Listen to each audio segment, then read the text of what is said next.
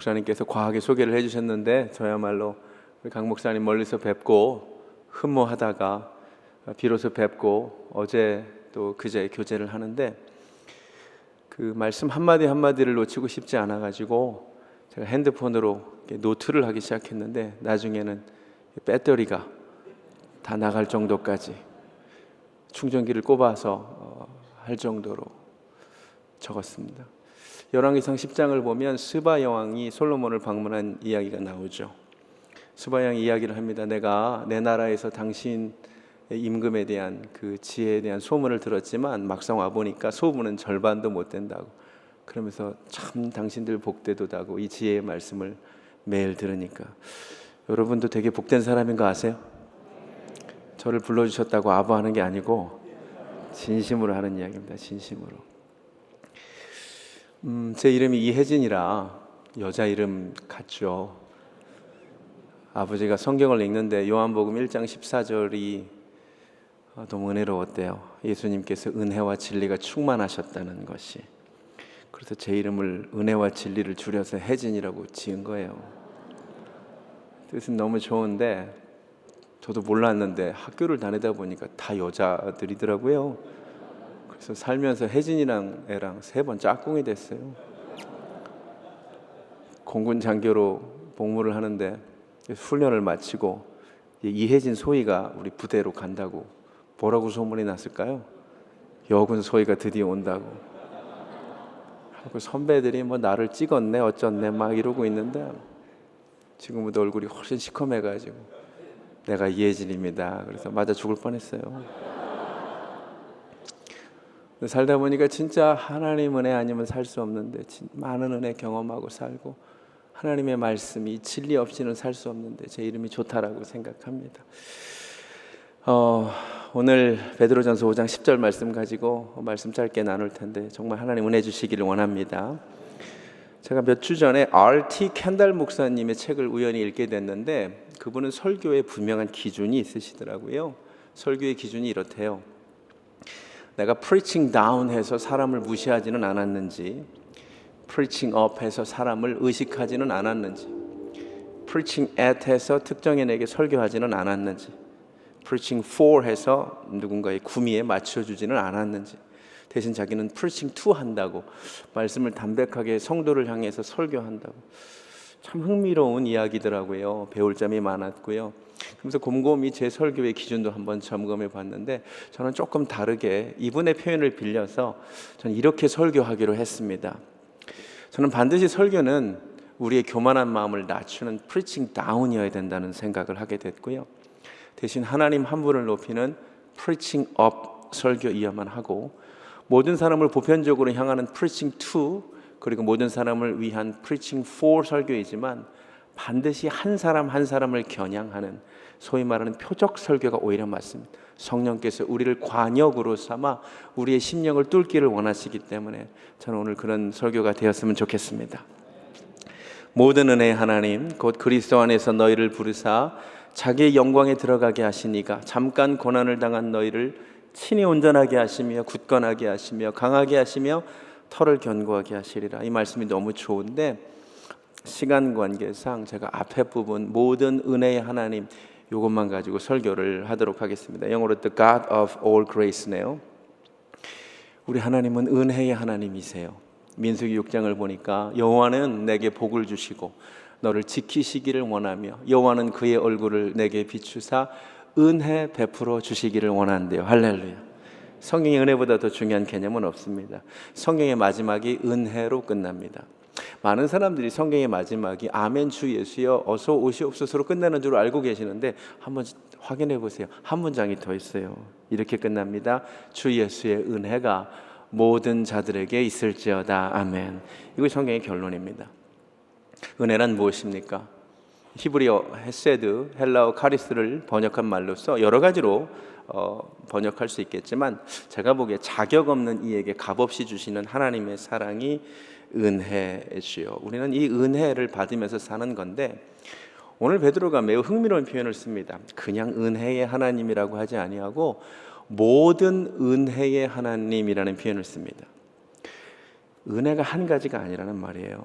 은혜의 종류가 여러 가지가 있다 이 말입니다. 그래서 하나님은 모든 은혜의 하나님이시죠. 물론 저에게 가장 중요한 은혜가 무엇인지 한 가지만 꼽으라면 당연히 구원의 은혜를 꼽아야겠죠. 구원의 은혜보다 더 귀중한 은혜는 없으니까요. 은혜입니다. 디도서 2장 11절에 모든 사람에게 구원을 주시는 하나님의 은혜가 나타났대요. 할렐루야. 이 은혜 너무 크고 감사한 은혜입니다. 그런데요, 이 한 가지 은혜만 있는 것은 아니에요.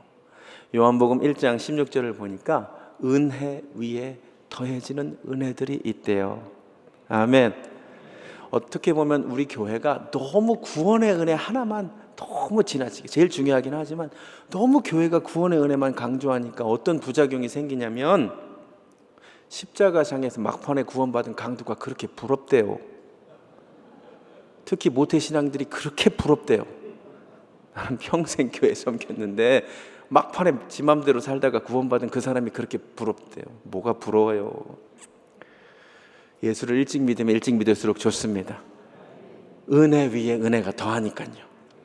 수도 없이 많은 은혜가 있어요. 공급하시는 은혜, 위로하시는 은혜, 돌보시고 살피시는 은혜, 치료하시는 은혜, 형통하게 하시는 은혜, 책망하시고 교훈하시는 은혜.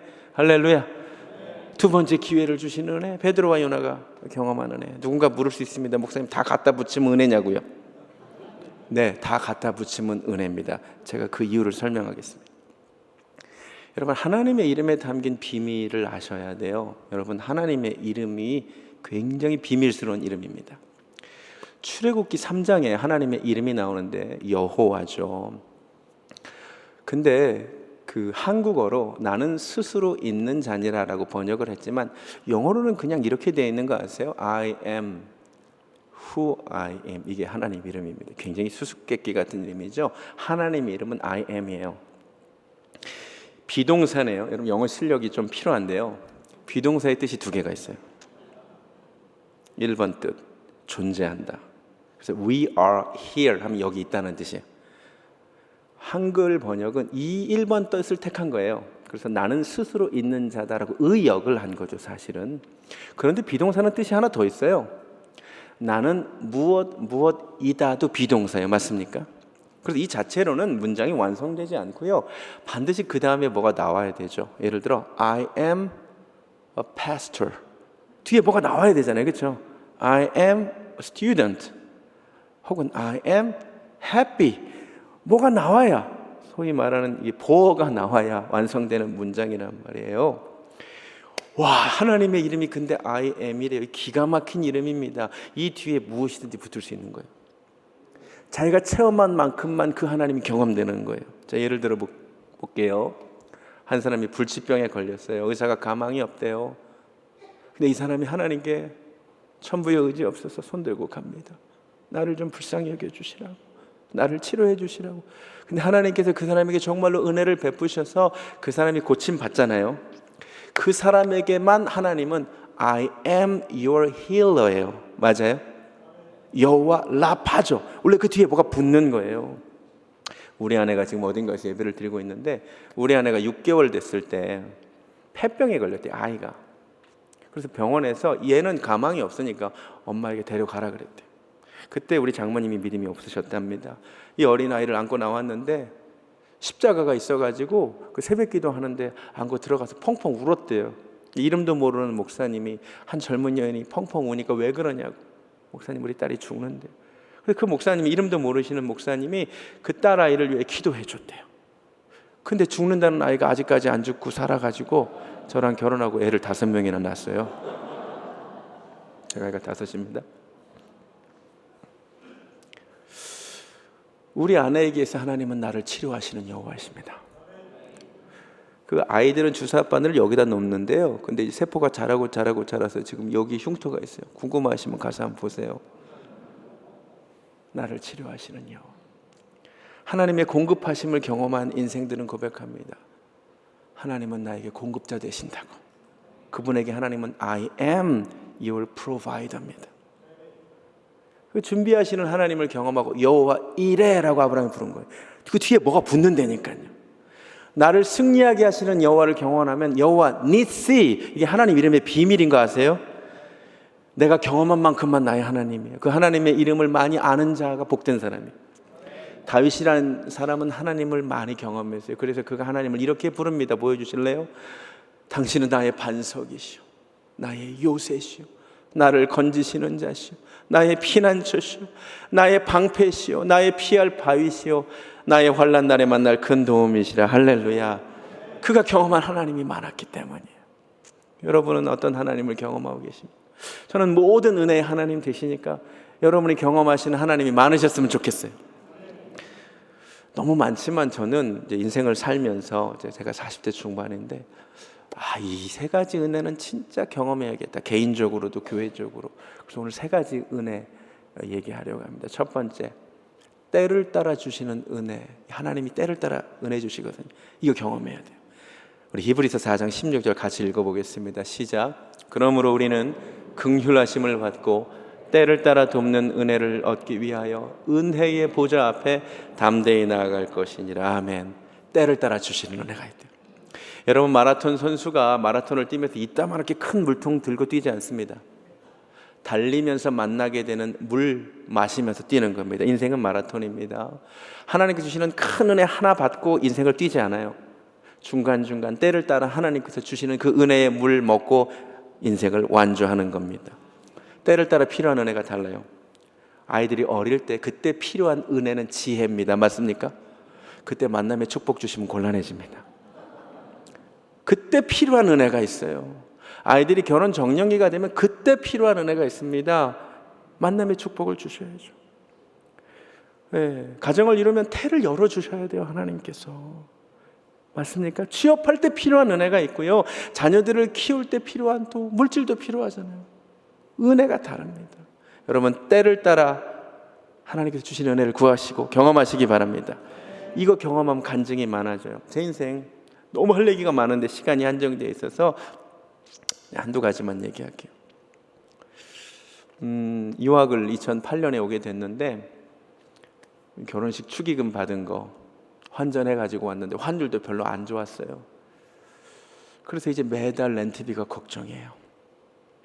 제가 공부를 해야 되지만 제가 이제 별로 지원을 못 받기 때문에 하나님이 렌트비를 주셔야 되는데, 보통 사역자들이 교회 가서 사례비를 받잖아요. 근데 저는 또 뭐가 있냐면, 어제도 말씀드렸지만 제가 아버지가 개척교회 목회를 하셔서 제가 큰 교회를 안 가요. 저는 항상 제일 작은 교회 갑니다. 왜? 그 교회는 부교역자들이 안 가니까. 그래서 사례비 200불 받고 제가 사역했어요. 제일 작은 교회에서. 15년 전인데 렌트비가 비싸지도 않아요. 노스캐롤라이나에 630불인가 밖에 안 했는데 이제 그게 없어서 기도하는 거예요. 한 20일 정도 지나면 마음이 급해져요. 하나님, 다음 달 1일에 렌트비 내야 되는데. 25일 정도 되면 마음이 진짜 급해져서 비상 기도 들어갑니다. 손 들고. 천부여 의지 없어 손 들고 갑니다. 그러면 그때 1살 된 제 딸이 그 모습 보고 따라서 기도해요. 사진 찍어놨어요. 보여주시면. 그 딸이 지금 13살, 곧 14살 되는데 같이 와 있어요. 한 번도 렌트비 못 낸 적이 없어요. 하나님이 진짜 공급하시고 도우셔요. 제게 하나님은 공급하시는 여호와세요. 나를 살피시는 여호와. 그럼 하나님이 우리를 도와주세요. 할렐루야. 보스턴대학교에 갔어요. 보스턴대학의 학비도 무지하게 비싼데 감사하게 전액 장학금을 받고 갔어요. 와, 그리고 스타이펜드를 용돈을 5,000불이나 준대 1년에. 할렐루야. 와, 이거 갔는데 보험으로 2,000불을 띄어가더라고. 그리고 15년 전인데 보스턴의 집값이 더 비싸잖아요. 지금은 뭐 다 더 비싸졌지만 그때 원베드룸이 1970년대에 지어진 원베드룸 1,750불이래요. 2달 렌트비 내면 끝나는 돈이야. 역시 교회 가서 사례비를 받아야 되는데 제가 어디 간다고요?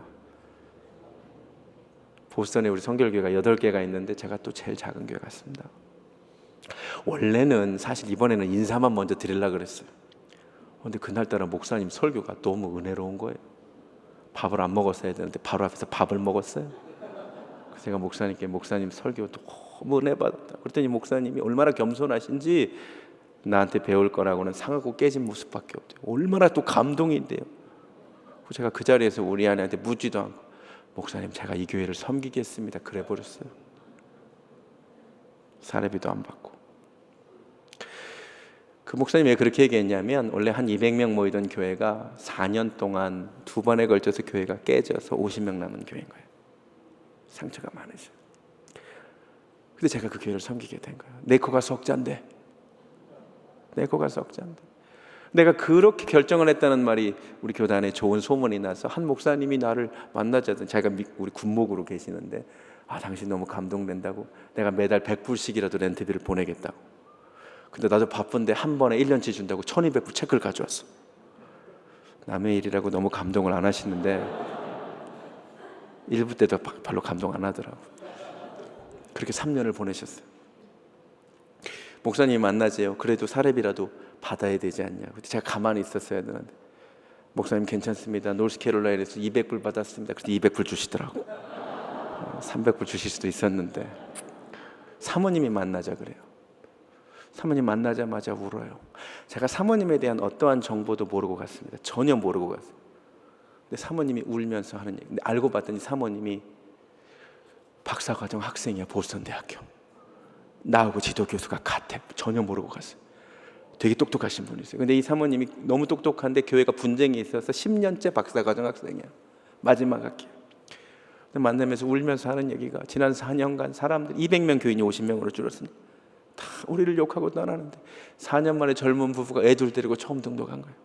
그랬더니 이 목사가, 젊은 목사가 사례비도 안 받고 처음에 교회를 섬긴다는 게 너무 감동이 된다고 자기가 지도교수님한테 얘기를 했대. 내 지도교수님, 저는 처음 신입생인데, 그래가지고 이 새로운 혜진리한테 자기 조교하는 걸 넘기고 싶다 그랬대. 그래서 제가 박사과정 1년 차에 조교 자리 안 돌아옵니다. 제가 1년 차부터 조교를 하게 됩니다. 학교에서 레터가 왔어요. 당신 조교하니까 월급 주겠대. 12,500불 주겠대 1년에. 아까 5,000불에서 올라가서. 그리고 조교는 보험을 웨이브해 주겠대. 2,000불 돌려주겠대. 14,500불 주겠대. 할렐루야. 근데 밑에 뭐라고 하냐면 미국은 방학 때 돈 안 주는 거 아세요? 방학 제외하고 8개월에 나눠주겠대요. 빨리 계산하세요. 14,500불 8로 나눠봐. 1,800불입니다. 제가 아까 한 달 렌트비 얼마라 그랬어요? 그럼 하나님 살아계십니다. 하나님은 저를 그렇게 먹이셨어요. 저에게 하나님은 진짜 공급하시는 하나님, 살리시는 하나님, 그 때를 따라 주시는 은혜 경험하고 여기까지 온 겁니다. 이 교회 처음 시작할 때 그때에 필요한 은혜가 있었을 거고요. 지금 이렇게 건축하고 이때에도 필요한 은혜가 있을 건데, 하나님께서 이 교회에 그리고 앞으로 여러분 인생에 때를 따라 돕는 은혜를 더하시기를 예수님의 이름으로 축원합니다. 두 번째, 더 큰 은혜. 야고보서 4장 6절 한번 읽겠습니다. 시작. 그러나 더욱 큰 은혜를 주시나니 그러므로 일러스되 하나님이 교만한 자를 물리치시고 겸손한 자에게 은혜를 주신다 하였느니라. 아멘. 큰 은혜. 제가 이거 잘 몰랐었어요. 저는 어떤 사람이었냐면요, 어떤 경로로 이 자족함이라는 단어에 꽂혀가지고 자족함이 너무 중요하다는 생각이 드는 거예요. 물론 중요합니다. 제가 좋아하는 말씀이 시편 131편에 여호와여 내 마음이 교만하고 오만하지 아니하며 내가 크고 내가 감당하지도 못할 일을 하려고 애쓰지 아니하나이다. 이런 말씀이 너무 좋은 거예요. 내 은혜가 내게 족하다. 물론 다 귀한 말씀들이죠. 그리고 제가 싫어하는 말씀들, 뭐 내 입을 크게 열라 이런 거 별로 안 좋아하고, 야베스의 기도 뭐 별로 안 좋아하고 내가 그랬어요. 그리고 제가 마음속에 어떤 생각을 했냐면 난 참 괜찮은 목사다, 욕심 없는 목사다. 토요일날 설교를 들으신 분도 계시겠지만 저희 교회가 부흥해서 창립한 지 1년도 안 돼서 2만 스퀘어핏 공간에서 예배를 드릴 때 제가 첫 금요 예배 때 뭐라고 설교했냐면, 여러분 이보다 더 큰 공간 구하지 맙시다 그래 버렸어요. 제가 우리 것도 아니면서 렌트로 들어오면서. 그 제가 속으로 진짜 나 괜찮은 목사 같아, 어떻게 젊은 목사가 욕심이 없어, 스스로 칭찬하고 막 그랬어요. 지금도 그 설교가 있어요. 근데 제가 금요 예배 때 선지자 열전이라는 이름으로 선지자들에 대한 설교를 100번에 걸쳐서 했는데요, 제가 엘리사에 대한 설교를 할 때 하나님이 저를 바꾸셨어요. 엘리사 아세요? 엘리사? 그 스승이 엘리야잖아요. 엘리사가 이렇게 구하는 거예요. 스승 엘리야가 했던 것보다 갑절의 능력을 구한다고, 갑절의 영감을 구한다고. 욕심도 많지, 엘리야가 누구예요? 하늘에서 불을 내리게 한 사람이에요. 근데 이 엘리사가 스승 엘리야보다 갑절의 영감을 구하는 모습이 저는 항상 거슬렸거든요. 근데 설교를 준비하기 위해서 그 말씀을 묵상하는데 하나님이 엘리사를 너 욕심도 많다라고 꾸짖지 않다는 것을 알게 됐습니다. 그리고 엘리야가 행한 기적이 정확하게 8개가 성경에 기록되어 있는데 엘리사가 행한 기적이 정확히 16개가 기록되어 있다는 사실을 아십니까? 하나님이 그의 기도를 허락하셨습니다. 놀라게 됐습니다. 그리고 성경을 다시 보게 됐습니다. 그 엘리사가 갑절의 영감을 구한 게 열왕기 하 2장에 나오는데 집에 가서 한번 읽어보세요. 그 이야기는 이 이야기로 끝납니다. 엘리사가 길을 가는데 일종의 갱단이죠. 젊은이들이 둘러쌉니다. 그러면서 대머리에 올라가라. 대머리에 올라가라. 근데 엘리사가 저주를 하니까 곰이 나와서 사람들 찢어 죽인 이야기. 그런 거 좀 성경에 없으면 좋겠어 나는. 그런 이야기 성경에 있으면 좀 곤혹스럽잖아요. 그런데 그 말씀이 새롭게 해석이 되기 시작했습니다. 왜 이 말씀이 성경에 있는 것일까? 나는 뺐으면 좋겠는데. 여러분, 이스라엘이라는 사회는 기본적으로 선지자에게 존중이 있는 사회인 거 아세요? 아무리 악해도 아합 왕이 엘리야를 붙잡으러 사람을 보내잖아요. 그 간 50부장이 엘리야를 이렇게 부릅니다. 지극히 높으신 하나님의 종 엘리야요. 이 이스라엘 사회입니다. 기본적으로 주의 종들을 존중합니다. 그런데 엘리야 다음 세대 엘리사를 향하여 젊은이들이 둘러싸고 외모를 조롱하면서 대머리여 올라가라. 네 스승이 승천했다면서 너도 한번 올라가. 이 이야기가 왜 성경에 있는지 아십니까? 그 시대가 얼마나 악한 시대였는지를 보여주기 위해 있는 것이었습니다. 제가 말씀이 새롭게 깨달아지기 시작했습니다. 혹시 이런 건 아니었을까요? 엘리사의 교만도 아니고 욕심도 아니고 어쩌면 이런 거였던 것 같습니다. 하나님, 내가 사역하는 이 시대는 내 스승 엘리야가 사역해야 하는 시대보다 갑절은 악한 시대입니다. 내가 이 시대에 사역을 하려면, 내가 스승만큼 사역을 하려면 하나님 내게 갑절의 영감은 주셔야겠습니다. 그리고 이 시대를 보게 됐습니다. 우리 선배 목사님들이 사역했던 시대보다 지금 이 시대는 정말 갑절은 악한 시대입니다. 저도 똑같이 하나님께 구하게 됩니다. 하나님, 갑절의 능력을 허락하여 주시옵소서. 더 큰 은혜를 허락하여 주시옵소서. 아멘. 그날 이후로 제 설교가 바뀌어요. 제 기도가 바뀝니다. 하나님, 교회에 더 큰 은혜를 허락하여 주시옵소서. 여러분, 이 교회에 많은 은혜 주셨지만 하나님께서 더 큰 은혜 부어주시기를 원합니다. 제가 요새 이 말씀 되게 좋아합니다. 내 입을 크게 열라. 내가 채우리라. 아멘. 나의 지경을 넓혀주시라는 야베스의 기도, 아주 하나님께서 그의 기도를 허락하셨다니까요. 여러분, 우리 가운데서 역사하시는 능력대로 우리가 구하거나 생각하는 것보다 모든 것에 더 넘치도록 능히 하실 이가 우리 하나님이십니다. 겸손한 자에게 더 큰 은혜 주실 줄로 믿습니다. 세 번째, 더 깊은 은혜가 있습니다. 이건 에스겔 47장에 나오는 환상 이야기인데요.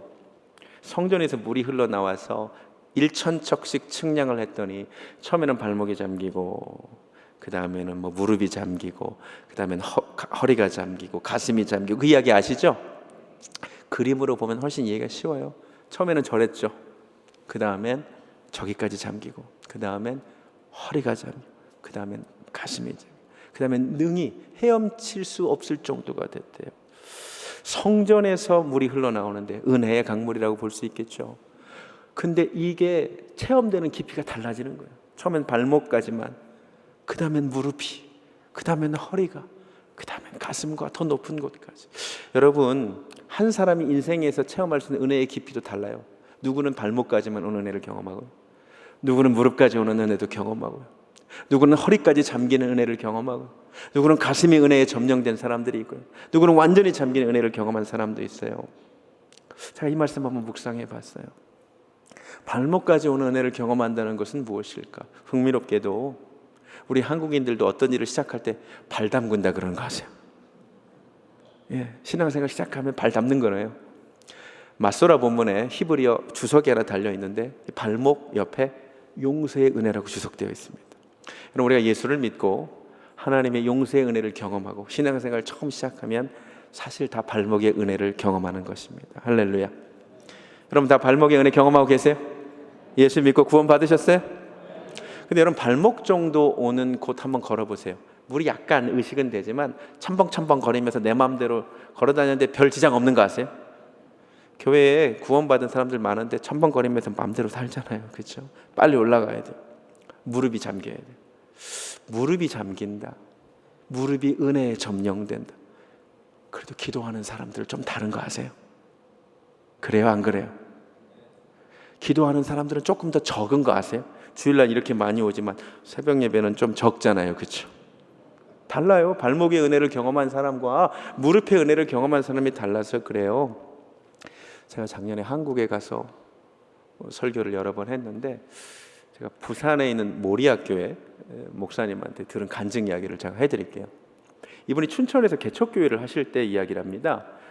전도사님, 주일학교 전도사님과 함께 교회를 하는데 어느 날 이 담임 목사님이 출타를 하게 돼서 내일 새벽기도 설교를 이 전도사님한테 맡겼대요. 근데 여러분 설교가 굉장히 어려운 거 아세요? 되게 떨리는 일이거든요. 주일 학생들한테만 설교하다가 어른들한테 설교하라니까 이 전도사님이 너무 긴장이 돼갖고 설교 준비를 되게 열심히 했대요. 늦게까지 주석책도 보고 기도도 하고 설교도 듣고 열심히 준비하고 드디어 다음날 새벽 5시인데 4시 50분부터 가서 기다하고 있었대요. 얼마나 많은 사람이 올까. 근데 5시가 됐는데 한 명도 안 오더래요. 원래 담임 목사님 안 계시면 좀 그러잖아요. 5분만 더 기다리자. 아무도 안 오더래요. 5분만 더 5시 10분 돼도 아무도 안 오더래. 너무 속상하더래. 에이씨, 기도나 하고 가야 되겠다 라고 기도하고 가려는데 속에서 음성이 들리더래. 나는 왔다. 하나님이신가? 그러면 예배 받으실 하나님이 오셨고 예배 드릴 내가 왔으니 됐구나. 그래서 아무도 없는데 힘차게 찬송을 부르기 시작했대. 근데 한 2절쯤 부르는데 아무래도 내가 헛것을 드린 것 같다는 생각이 들더래. 어젯밤에 잠을 못 자서 내가 지금 뭐하고 있냐. 그래서 4절까지만 빨리 부르고 가야겠다 하는데 이번에는 하나님께서 또 감동을 주시는데 내가 혼자 오지 않았다는 거야. 이 교회 영안이 열리는데 분명히 아무도 없었는데 그 개척교회 그 장의자에 천사들이 빼곡히 앉아있더래요.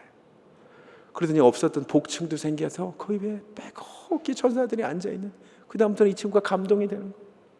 나중에 이분이 나중에 교회를 개척하고 건축할 때 그날 자기가 본 환상 그대로 교회를 건축했대. 눈물을 흘리면서 힘차게 찬송을 부르는. 하나님, 내가 뭐라고? 아무도 안 하는데 내가 하나님 앞에 홀로 나왔는데 천군 천사와 함께 예배를 받으러 오셨군요. 그래서 열심히 3절을 부르고 4절을 부르는데 교회 뒷문이 빼꼼히 열리면서 지애라고 하는 고등학생 여자애가 드디어 이상하다는 표정으로 들어오더래요. 왜 아무도 없는데 전도사님이 너무 힘차게 부르니까 이상하다 들어오는데 이 아이를 향하여 전도사님 하는 이야기가 걸작입니다. 이랬대요. 지혜야, 빈자리 잘 찾아서 앉아라 그랬더니 제가 이야기를 듣는데 너무 감동이 되는 거예요. 아무도 없는 그곳에 주님이 우리의 기도를 받으러 오시는구나. 여러분 무릎이 하나님의 은혜에 잠겨서 여러분 기도하시는 분들 되시기 바랍니다. 무릎 좀도 잠기는 곳 마음대로 걸어다니기 좀 힘듭니다. 꽤 많이 무리의식이 되거든요. 기도하는 사람 인생 마음대로 살지 않습니다. 하나님이 의식되기 때문입니다. 그런데 더 올라가야 돼요. 허리까지 잠겨요. 허리는 몸의 중심입니다. 여러분 정말 중심이 은혜에 점령돼야 돼요. 시간의 중심이 하나님의 은혜의 영향력 하에 있는 사람들이 있습니다. 절대로 인생 계획 함부로 세우지 않습니다. 물질의 중심이 하나님의 은혜의 영향력 하에 있는 사람들 정말 있습니다. 그래서 구별합니다. 11조를 구별하는 것입니다. 여러분 반드시 여러분의 인생의 중심에, 여러분의 시간과 물질의 중심에 주님 계시기를 원합니다. 더 올라가야 돼요. 근데 허리까지 잠겨도 마음대로 못 걸어 다니잖아요. 가슴까지 잠긴 사람들이 있어요. 와, 정말 가슴이 은혜에 적셔진 사람들 교회마다 있습니다. 이런 분들 특징이 있어요. 예배 드리면 그렇게 울어요. 만나서 제가 별 얘기 안 해도 하나님 얘기만 하면 벌써 코끝이 시큰하고 눈물이 글썽글썽. 이분들은 가슴이 은혜에 잠겨서 그래요. 주님께 잠겼기 때문에 뭔 얘기만 하면 울어요. 너무 귀한. 그리고 이 사람들 절대로 하나님 두려워서 인생 마음대로 살지 않습니다. 가슴까지 잠기는 거 두려워서 아무 데나 못 걸어 다니거든요. 근데 더 올라가야 돼요. 여기가 잠겨야 돼요. 여기가. 내가 이민교회 목회해 보니까요, 발목 잠긴 사람 되게 많아요. 무릎 잠긴 사람 꽤 많습니다. 기도해요. 그래. 허리 잠겨서 주일 성수하고 11조 하시는 분들 많아요. 가슴 잠겨서 예배드릴 때 우는 사람도 많습니다. 여기가 안 잠긴 사람들이 너무 많아요. 뭔 말이 그렇게 많아요. 여기가 잠겨야겠더라고. 진짜로. 이게 잠겨야 돼. 더 올라가야 돼. 눈이 잠겨야 돼. 내가 보는 것이 통제가 돼야 돼. 모든 범죄가 눈에서 시작되잖아요. 내 귀가 통제가 돼. 무엇을 듣느냐가 너무 중요하거든요. 눈과 귀가 하나님의 은혜 안에 점령돼야 되는 거 아세요? 더 올라가서 내 머리가 잠겨야 돼. 머리가 잠기면 어떻게 되는 줄 아세요? 죽어요.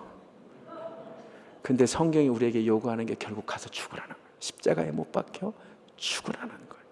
할렐루야. 제가 힘은 없는데 힘이 있다면 한국교회의 직분제도를 바꾸고 싶어요. 서리 집사, 안수 집사, 권사, 장로, 전 이렇게 바꾸고 싶어요. 발목 신자, 무릎 신자, 허리 신자. 전 꼭 이렇게 바꾸고 싶어요. 힘이 없어서 못해요. 더 깊은 은혜를 경험해야 돼. 사람들은 술 마시러 가면서 이렇게 얘기합니다. 오늘 갈 때까지 가보자. 먹고 죽자. 근데 신앙생활만 적당히 이 정도면 됐대요. 신앙생활은. 아니 나이트 가면서는 갈 때까지 가자면서, 왜 술 마시러 갈 때는 갈 때면서 갈 때까지 가자면서 왜 신앙생활만 적당히 하세요? 우리도 갈 때까지 가봐야죠. 할렐루야. 더 깊은 은혜를 경험해야죠. 말씀 마칩니다. 은혜 아니면 살 수 없어요. 하나님은 은혜 베풀기를 원하시는 모든 은혜의 하나님 되세요. 왜? 그분의 이름의 비밀이 그래요. 경험한 만큼만 나의 하나님이야. 할렐루야. 구원의 은혜 위에 더해지는 은혜가 있어요. 그래서 예수를 빨리 믿으면 빨리 믿을수록 좋은 거예요. 무엇보다도 때를 따라 주시는 은혜, 더 큰 은혜, 더 깊은 은혜 구하시고 체험하시기를 예수님의 이름으로 축원합니다. 기도하겠습니다. 하나님 감사합니다. 우리를 구원하셔서 감사합니다. 그러나 은혜 위에 은혜를 구하오니 때를 따라 돕는 은혜, 더 큰 은혜, 더 깊은 은혜, 이 교회에 그리고 한 사람 한 사람의 인생에 허락하여 주시옵소서. 예수님 이름으로 기도드렸습니다. 아멘.